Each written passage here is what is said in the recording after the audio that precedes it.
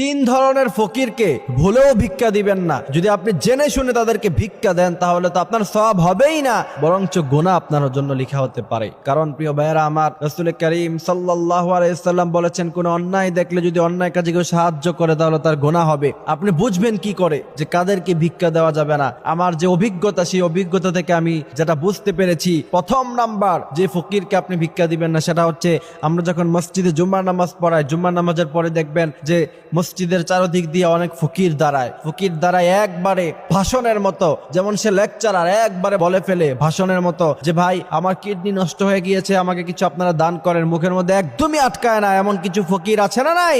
এই সমস্ত ফকিরদেরকে আপনারা ভিক্ষা দিবেন না। কারণ যে কখনো ভিক্ষা করে নাই, ভিক্ষার সাথে যার কোনো সম্পর্ক নাই, যদি জীবনের কোনো টানা পড়ার কারণে তার ভিক্ষা করতেই হয় এবং সে যদি ভিক্ষা করে, মনে রাখতে হবে, তাহলে তার মুখে কিন্তু কথা বেঁধে যাবে, সে কিন্তু লজ্জা পাবে। কিছু ভিক্ষুক আছে